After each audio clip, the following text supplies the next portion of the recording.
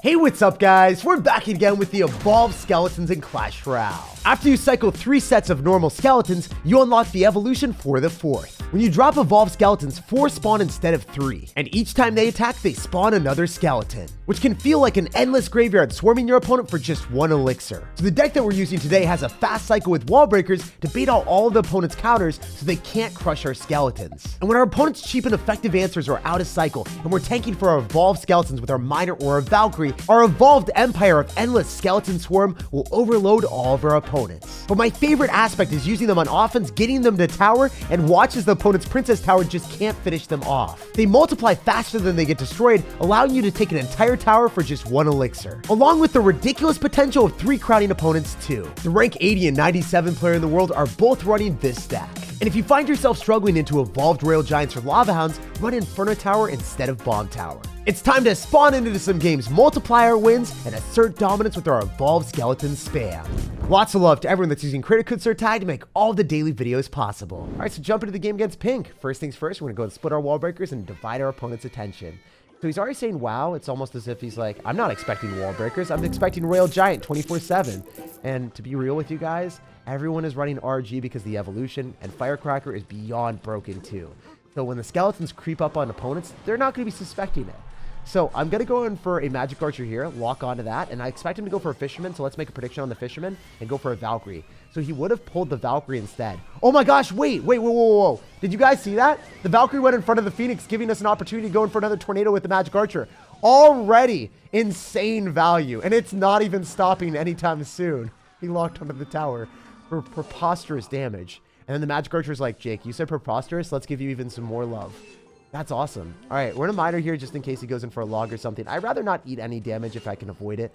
And the shovel slaps the ghost before the sword comes down. Amazing value. Let's go for wall breakers off to the side. Maybe the Miner's going to tank long enough, even if he goes in for skeletons. I think we get through. Oh, he's got the evolved RG. Oh no, this is not good for me. I think I shouldn't have dropped the Valkyrie. I likely would have been better off dropping the bomb tower, and that's it. Because if I drop the bomb tower first, what happens is the Fisherman pulls itself onto the bomb tower. As you guys can see, evolved Royal Giant is ridiculous sometimes. This guy is getting so much damage. Even at 1 HP, the amount of damage that gets is absurd. So our skeletons aren't going to do so well into that. And if you have the Royal Giant counter of Inferno Tower, you're going to have a much better time in life. If you don't have Inferno Tower in this matchup, it becomes a little bit more spicy. And that's why more top ladder players are running Inferno Tower. But if you're not a top ladder, you're going to be better off running the plays that I'm doing with obviously going in for the bomb tower instead. It's just going to be a bit more comfy for you. I kind of thought that the tower would target the ghost and it would revive, but I guess that's not the case. So yeah, I'm going to go bomb tower again, make sure the Royal Giant locks onto that, and then I can go in for a Valkyrie in this positioning. I think that the Valkyrie's still going to swing and hit everything, so I don't have to worry that much. Here's the difficulty. I'll need to end up having the bomb tower and also a tornado on defense against his evolved Royal Giant. It only takes 1 cycle for him to get to the evolved evolution, so that's the scary thing for me. All right, we're going to go in for skeletons here and go in to surround the ghost, and then we should be able to get like the Valkyrie down and then a bomb tower and then a tornado. So this is definitely going to be one of the more difficult defenses I've ever tried, but I think it will work out if we play it perfect. Especially since we do have the bomb tower doing some damage to the RG, that's good. Now we can go for an inside Miner corner placement. Oh my gosh, the RG might even get a hit! Dude, that's jokes right now. Thank goodness the Fisherman is walking towards us. Okay, if the Fisherman just doesn't do anything dirty to me, then we're going to be okay. All right, let's go in for a Valkyrie here, go in for another bomb tower, and expect him to just spam us aggressively. So I don't have to worry too much. I think I just want to go in for tornado, eat the Fisherman and also the ghost damage, and then go skeletons at the end. Please just give me some hits. It's definitely not happening. So you know what? Maybe we can align the Magic Archer and hit the tower. Please? Nice! Let's go. Magic Archer is my favorite card, and he willed our way to win that one. Even against Royal Giant, when you don't have Inferno Tower, it's still possible to win. That's the power of this fast cycle Miner wall breakers deck. It has the capability of outplaying anything. And we're starting off strong at 6,200 in the world. Yo, this guy's got a scrumptious pancake banner, and I'm just ready to eat him up. You guys know the deal. Cycling skeletons is really important, so you can cycle back to the evolution and make sure you spam as many as possible. So cycling skeletons is actually one of my favorite plays, right behind wall breaker split at the start. So we see log and, oh, come on. Don't play against another RG again. I know Royal Giants evolved and everyone wants to play it right now, especially if they're trying to push to the top of ladder, but I don't want to match into it every game. I literally have bomb tower because I'm not high enough, you know? If you're at like top 1,000 or 2,000 in the world, you best be putting in that Infura tower. You're going to be cooked by RGs if they play at the same level as you. All right, we're going to go in for wall breakers here, and what's going to happen? Another RG. Okay, cool. I'm ready. My body's braced. So I'm going to go in for skeletons and miner here in the left-hand side. It's going to be harder for him to activate King Tower with that placement of the miner and the skellies. We'll see what he decides to do. I mean, I could definitely go in for a magic archer. The thing is, it just costs so much elixir, so I don't think it's worth it. All right, we can go in for a bomb tower here and then maybe even pull the Royal Ghost with the Valkyrie. Okay, cool. Let's go. I don't know if you guys knew what I did there, but I was legitimately able to get out of that situation with the Royal Ghost potentially going towards my left-hand tower by dropping my Valkyrie in the middle. So it would go towards the Royal Giant, and then obviously it wouldn't see the Royal Ghost because it was still invisible, and the Royal Ghost would get pulled. So worked out really well, all things considered. Dude, don't do this to me right now. Don't make me drop a miner on defense. This just doesn't feel good, bro. You're hurting my feelings at this point. All right, I gotta go breakers and probably get something out of him, hopefully, maybe. Okay, cool. We're not dead. Not looking good, but now Clash Royale's like, hey, Jake, why don't you get the challenge of playing against 2 Royal Giants in a row? Oh, man, it's spicy to say the least. That's all I'm going to say. We can go in for a Valkyrie in the back, and if we cycle a Valkyrie early on, we can get back to another one. Thank goodness this guy doesn't have an evolved Royal Giant. Beating that the first time was so scary. Wait. He's not going to have any Electro Spirit in cycle, so we can go for the evolved skeletons and see if we can cook. I want to see if we can cook with the evolved skeletons. I really hope that the fisherman just keeps pulling skeletons and then we can continue to get damage. Also, look at the skeletons. Look at the skeletons. Look at the skeletons.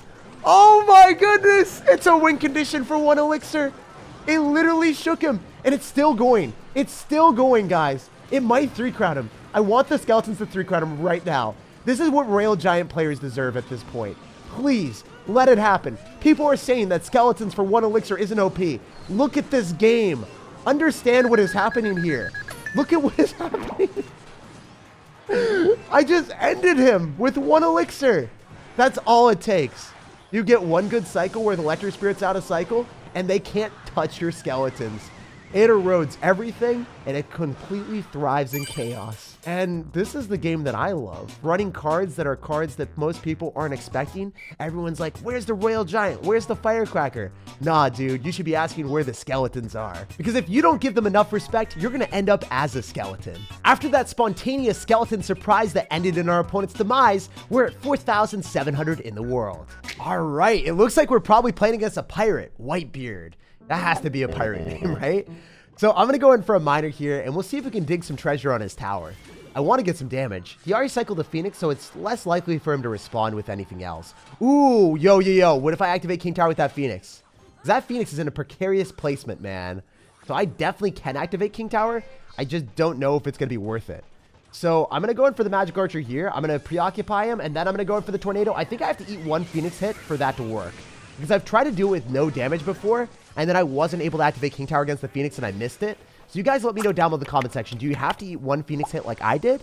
Or can you get away with 0 damage without any hits? Because, I mean, in that spot, when they drop it behind their tower, I've always had to, like, just eat 1 hit for, you know, guarantee. This guy is going to go in for a Sparky, and he's going to eat everything. Oh, I hate when people do that, because you just know. He's going to drop a Goblin Giant or Giant in front of this and go all in. Oh, well, that wasn't that. Huh, interesting. I guess we can go in for a Valkyrie here, and then go in for skeletons afterward, and see if we can just go and surround it, and then log. Oh, no, I didn't get to log fast enough. That's awful. Oh, that's so unlucky. All right, we're going to Tornado this back and probably stop the attack, but imagine if we got the skeletons and then the log down. Oh, that would have been so nice. 1 Sparky hit can quite honestly be the difference between life or death. And we're having a pretty bad start in this game, not going to lie. At 500 HP, despite getting the King Tower activation early, which ended up saving my tower, by the way. If I hadn't activated King Tower, I would have 100% lost. But, yeah, hoping that we can salvage the situation, maybe find a comeback route. So I'm going to go in for a Magic Archer here, and then I'm going to go Skeleton so I can cycle back to more of them. So maybe we can overflow our opponent. No! Yo, Electro Wizard, just die. Thank you for listening to me. I appreciate that. We're going to miner on the other side. We're in wall breakers as soon as we hit 2 elixir just to see if we can get anything done. But it's not looking good. It's really not looking good in this game for me. Okay, he's going to Mega Knight as well. What if I go in for a Skeleton Surround on top of the Sparky with the ability of the evolution? Can that work? No, I'm not going to do that. I'm going to go in for the Valkyrie here instead. After the Mega Knight just jumps back towards my King Tower, we should be okay. I played that really well, I think. Yo, we're cooking. We can pull back the Mini P.E.K.K.A with our wall breakers as well. And then we can Magic Archer directly down the middle on his Electro Wizard. This is looking okay.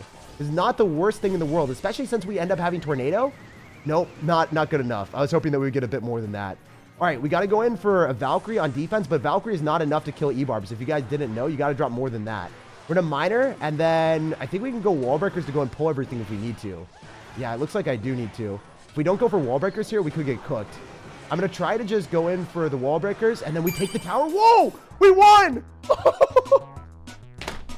I can't believe that comeback was possible. That was epic. I love winning games by the skin of my teeth and barely coming away with victories against super toxic decks. Playing a fast cycle deck like ours with massive maneuverability allows us to make crazy comebacks in the most clutch situations. Even when you think all hope is lost, just play it out and there's a chance you can win. After jumping back into the game to dominate Mega Knight, we've pushed up to 3,600 in the world. Yo, this guy finished 787 in the world. Okay, we have a contender here.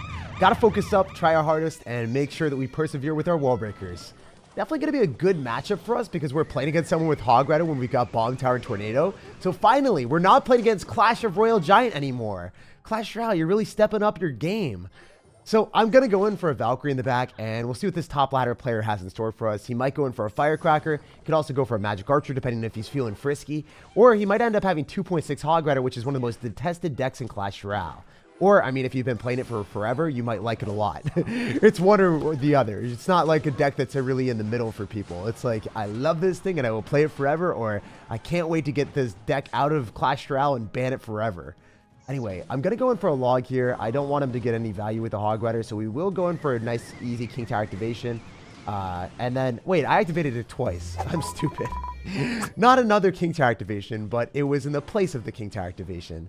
So he's going to be dropping a lot of defensive cannons. We want to make some outplays and force this cannon out of cycle, and then maybe we can go for like Magic Archer directly on skeletons, because a lot of times people will go in for wall breaker counter of skeletons, because if you drop your skeletons directly down the middle, what will happen is it fully shuts down the wall breakers, and then you get a pretty good positive 1 elixir trade. We want to force him into that situation. Or, hypothetically, he's just going to go in for like an Ice Golem Hog Rider, which gets fully countered by Bomb Tower. Even if you haven't activated King Tower already, you will be able to fully counter it. Because he went in for an aggressive Fireball, I have to log. Usually I wouldn't have to do that, but in this pragmatic situation, you can't just like be like, yo, I got this easily, and then just let the Hog Rider get a hit because they overspend with the Fireball. So I wonder if he's going to go for a cannon. Oh, the Wall Breaker connected. No way. That's insane. And the Magic Archer's on the tower too. So it looks like this guy's going really aggressive and playing pretty much all in to try to get some damage right now. It's working out rather well for him, but at the same time, he's losing the maturity of his tower. You know what? I appreciate it. I like more chaotic games anyway. So what else is he going to do? He's currently down 500 damage. We can go in for like a Valkyrie here. We can also go in for a Magic Archer same side. I just don't want the Ice Spirit to connect to our tower, so that's why I'm dropping my Magic Archer there. And if I drop my Magic Archer there, then he can't go in for like a Fireball on top of our Bomb Tower anymore, so it's not that bad for me. Wait, can we unleash the skeletons on top of the Musketeer and just have them multiply? I wonder how this is going to work. If we have infinite skeletons in the house, he can't do anything about that. And we can go for a Magic Archer on top of the little skeleton off the left, and we can get a hit. And then we can go and tank for our miner a little bit longer as well. The one thing that I dislike about the situation is how aggressive I was being. So then I have to go for like a Tornado here and pull the Hog Rider afterward. So because I was extremely aggressive for literally no reason, just for the memes to take the tower so we didn't wait an entire 5-minute match, you know, the game became a little bit extra spice. But you know what? We ended up beating a top 700 player without too much worries. And 2 Magic Archers on his 3 crown. 2 Magic Archers, 3 crowns. almost, kind of impending. In the final moments of that crazy and chaotic match, we had 2 magic archers on the 3 crown and a completely dominant W. If you want to take 0 damage the entire match, just use your bomb towers on defense against the Hog Rider and don't go all in like me. But for me, playing Clash Royale is all about those massive meme moments, and we almost 3 crowned him at 1,500 health with Miner and Valkyries and magic archers. All right, jumping into the action. This guy's got a pretty cool skeleton banner. I wonder if he's ready for the immense amount of skeletons we're going to be spawning. I'm going to go in for a miner here as well, just to tank for the wall breaker, and it's not doing that much. Ooh, graveyard deck. Spicing it up a bit. Not a Royal Giant deck in Clash Royale. Amazing. All right, we can go in for like Skellies in the back, and then I don't know. I just want to see what he's going to do. I don't want to spam a Valkyrie at the river in front of skeletons because they're not evolved skeletons, you feel me? Okay, is the Valkyrie going to hit the barb barrel in time? I think so. Yes, let's go. She didn't disappoint me. I always am optimistic about my cards, so it's nice to have that happen. All right, is it worth a tornadoing here? I think if we miner and we end up having the bowler target the miner, I think then it's worth it to tornado. Oh, we don't even need to, right? Not yet, at least. We're tornado now, and then we're gonna log everything back. Please? We hit the barb barrel too with the log? That's so much damage. Dang. We did half of his tower there. That's insane. I love Magic Archer, as you guys can see. It's been working out pretty well for me today. Gotta know your right placements, and especially when your opponent thinks that they can kill the Magic Archer, and then you go in for the miner, and then you tornado after. There's multiple layers of surprises for them, and they're not necessarily going to be prepared. They would assume, hey, I dropped a bowler, I'm fine. But then their bowler targets the miner, and then it gets tornadoed back. And then they end up taking 2,000 damage, and they're like, what went wrong? How did this happen?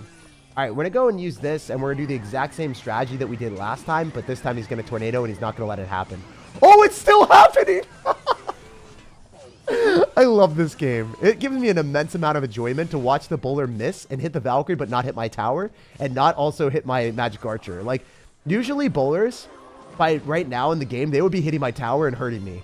But the fact that his bowler is missing everything on his side of the map, it's surprisingly awesome. So we generally don't like going same lane as bowlers because they can knock back our stuff. But when his tower's at 1,000 health, I think I have a prerequisite of, you know, I have to. Like, I definitely want to, and I have to at this point.